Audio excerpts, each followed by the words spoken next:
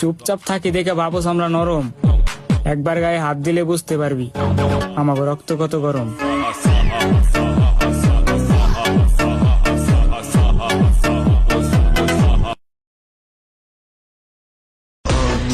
মাত্রই তো চেঞ্জ হলাম, একটু অপেক্ষা করো, সামনে তো আরো চমক দেখানো বাকি।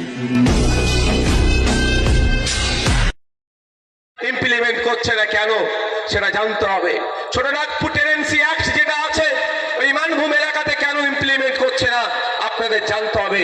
নামতে আসতে ভালোবাসা, বাস্তবে কোনো ভালোবাসার আমরা রূপ দেখতে পাচ্ছি না। ভালোবাসি বললে কি হবে, তার উপকারে আসতে হবে তো ভাই, কোনো উপকারে আসছে না। বন্ধুগণ, সময় স্বল্প, আমি এসআইআর নিয়ে আপনাদের সামনে কিছু তথ্য তুলে ধরতে চাই।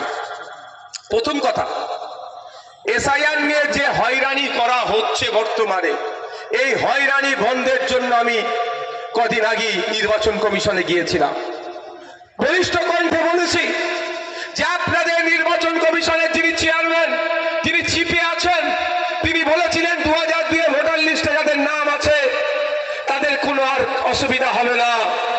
শুধু তাই নয়, 2002 নিজের নাম নেই কিন্তু বাবার নাম, মায়ের নাম, দাদুর নাম, দাদিমার নাম আছে, তাদেরও কোনো অসুবিধা হবে না, এ কথা বলেছিলেন। এখন আবার নোটিশ পাঠাচ্ছেন কেন? এটা বন্ধ করতে হবে। কোনো উত্তর সে দিতে পারেনি। আমি আবার প্রশ্ন করেছি যে আমরা 4 ভাই বোন, আমাদেরকে 6 ভাই বোন দেখিয়ে নোটিশ পাঠানো হচ্ছে কেন? এই উত্তর আমাকে দিতে পারেনি। কিন্তু সাথে একটা ছোট্ট কথা বলেছে যে ওরা নাকি 6 জনের কোনো না কোনো লিঙ্ক হয়েছে।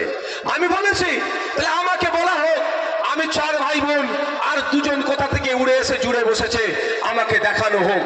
কারণ আমি দেখতে চাই উড়ে এসে জুড়ে বসেছে কে, কে আমার নামের সাথে, আমার বাবার নামের সাথে আরো 2 জন যুক্ত হয়েছে, 3 জন যুক্ত হয়েছে, দেখতে চাই। অন্যায় ভাবে যুক্ত করেছে, আমি তাদের বিরুদ্ধে আইনত ব্যবস্থা নেব। আর অন্যায় কাজ করেছে, নির্বাচন কমিশনকে তাদের বিরুদ্ধে ব্যবস্থা নিতে হবে, এ কথাও সেখানে আমি জানিয়ে এসেছি। নির্বাচন কমিশনকে বলেছি তথ্য দিতে হবে আমাদেরকে তথ্য দিতে হবে। ওই 6 জনের লিস্ট কারা আছে আমরা তাদের অভিযোগ জানিয়েছি, আমাদেরকে জানিয়েছে, সেটা উত্তর দেব, কিন্তু কবে দেবে আমি জানি না। সকালে এক বলছে, সন্ধ্যায় এক বলছে, সেই জন্য আমি জানিয়ে এসেছি আমরা স্টেজ করে কিভাবে ফর্ম ফিল আপ করাতে হবে তার ব্যবস্থা আমরা যেমন দায়িত্ব নিয়েছিলাম।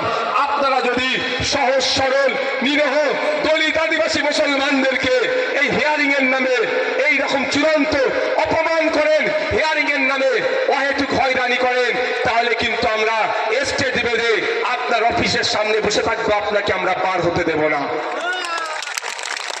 কথা জানিয়ে এসেছি আমরা। আপনাদের জানতে হবে, সাপে কামড়াচ্ছে ওজা হয়ে ঝাড়ছে। আমি একটা উদাহরণ দিচ্ছি। এসআইআর করতে গিয়ে কত হাজার অফিসার লেগেছিল ভাই? প্রায় 90,000 অফিসার লেগেছে। অফিসারটা কে দিয়েছিল?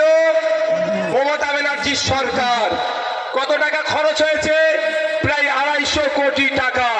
কি কাজ ছিল ওই বিএলওদের, বুথ লেভেল অফিসারদের? আপনার বাড়ি ফর্ম দেবে, ফিল আপ হয়ে যাওয়ার পরে আপনার বাড়ি থেকে ফর্ম নিয়ে ওটাকে আপলোড করে দেবে, এই কাজ।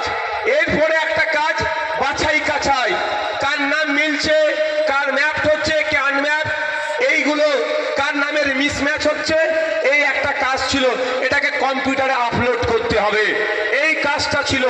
এই কাজের জন্য নির্বাচন কমিশন পশ্চিমবাংলা সরকারের কাছে টেন্ডার করিয়ে 1000 লোক চেয়েছিল।